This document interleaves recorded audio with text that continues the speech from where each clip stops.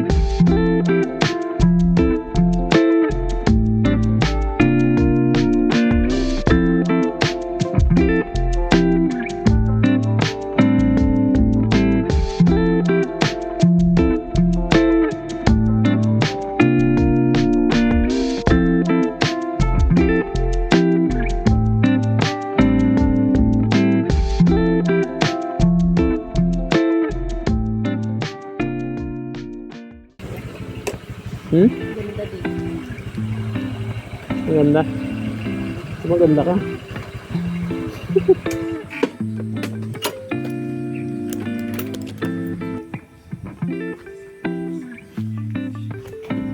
Yan yung palabas.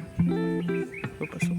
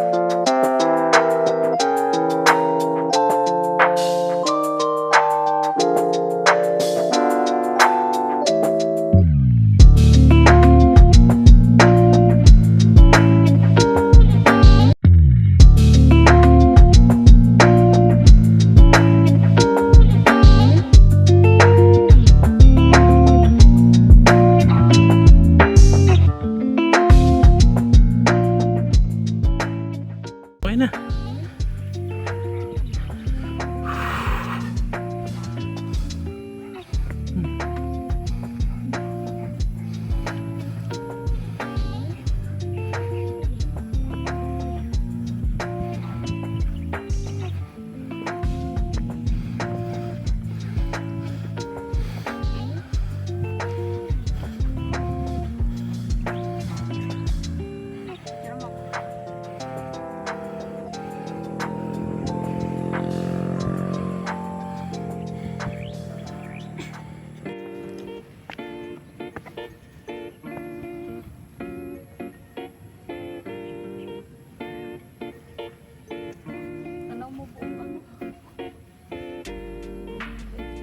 Tanong yung buong Nueva Ecija. Yung kagandahan dito, ano? Magkano nagastos natin dito? Pa-entrance. 55.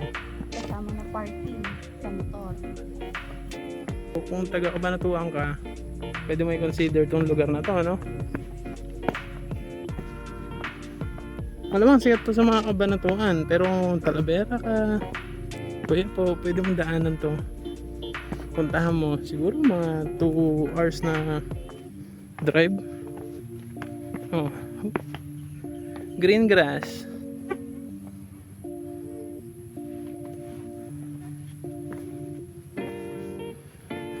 Taga Maynila naghahanap ng papasyalan. Pasyalan, prenup.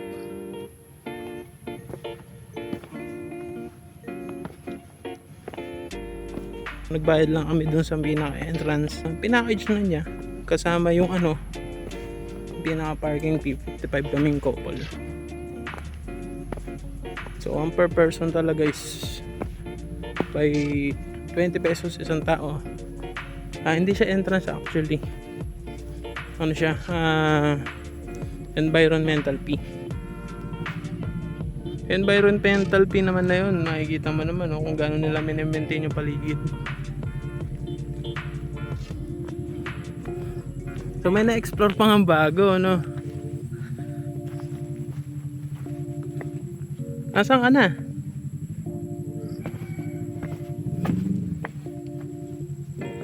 So may pababa pa nga, ayan. Parang explore nature lang for 55 pesos. Kasama na yung parking fee nyo. Ayan. Maganda siya mag-picnic dito, may privacy minsan. Ilan lang rin naman kayong pupunta dito kung tutusin. Karaniwan puro couple lang. Sa view lang, no? Sulit na sulit. Oh, diba? Refreshing. Gusto mo mag-unwind. So mula kanina sa Fort Magsaysay, ilang minutes lang natin siyang biniyahe, no? Paakyat na, tapos tanawan na agad. Pero mula Cabanatuan kanina, 30 minutes.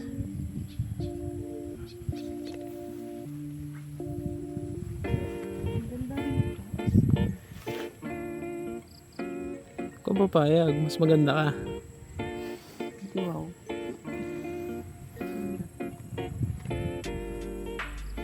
Ano mas maganda? Yung Cloud9 o ito? Ito. Ito in a way na Relax. Relax lang. walang pollution. Hmm. So wala rin namang pollution sa Maganda din naman doon, kaso limited. limited lang. Oo, hindi kagaya dito na marami pang malilibutan. So napuntahan na natin yun. Kaya overview along the city. Kitang-kita mo yung buong Manila doon. Sulit din. Maganda Aakyat ka doon dun. pagkagabi. Oo. Kasi makikita mong yung mga ilaw sa buong Metro Manila. Maganda siya tignan. Pero Napaka dito maganda pag umaga kasi nature talaga kasi siya. Nature napaka-romantic yung view doon, no? Kaya lang, syempre sa dami na ng tao na bumibisita doon, ayun. Medyo crowded yung place. Pero makikita mo naman, oh, ilan lang kami. Merong couple dun sa Lover nature ka, taas. maganda dito. Ilan lang. So, magandang pumunta sa Maga. Halos walang ganong tao. Nakikita mo lang yung puro mga nagme-maintain ng lugar. Gumagawa sila ng bagong pipicturean mo. Ayun. Okay, next spot. Saan mo gusto pumunta sa susunod? Labi? Hello, siguro ang drive doon 10 to 15 minutes, 20. Kaya lang may halong pag-iingat yun kasi yung pinakadaan nun is matarik na, marami pang kurbada. Let's go na. Gutom ka na. Go! Labi!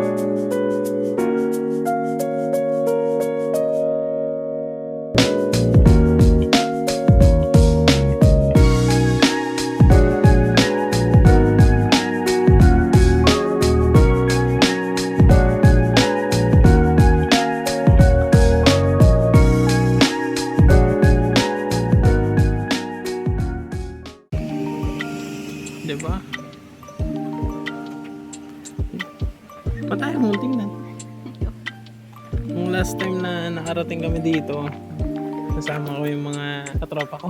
Ngayon, ikaw naman. Kaya kung saan kami pupunta, dadaling kita. At yun! Nandito na tayo sa labi. Oh, di ba?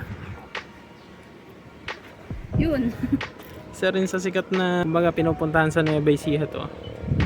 Along bayan ng Bungabon. Dito sa Labi. Pwede kang mag-rent ng cottage dito kung gusto mo. Depende sa mga lokal kung magkano ipepresyo sa'yo. Nakikita mo yung mga cottage na yan. Ayan. Tapos may ilog doon, pwede kang maligo doon. Para lang rin siyang Dupinga River.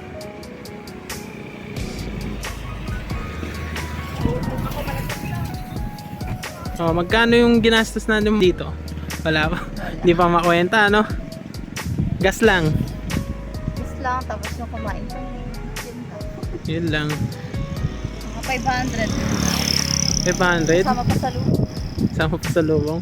Alam ba yung pasalubong? Oh, chili powder. Nang binili mo pa dun? Yan. Nakaka-relax yung view dito kasi kabundukan siya.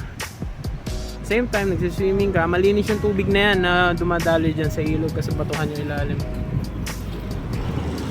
Diba? Kung nature lover ka at napadpad ka sa Nueva Ecija, ayan, pwede mo siyang puntahan. Napakahaba ng tulay na to. Ayan. Pwede kang mag-picture dito.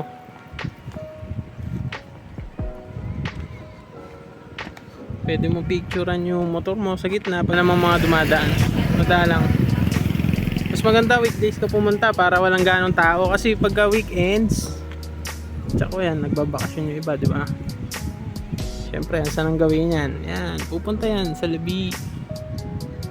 Pero hindi rin naman nagkakaroon ng crowd. Tuwing ano lang talaga. Tuwing mahal na araw. Summer vacation, yan.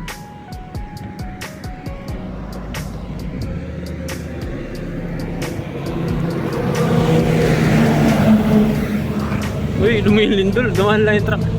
Bali, akit muna kami dun sa arko na boundary ng Nueva Ecija at saka ng Aurora. Kita-kita tayo dun.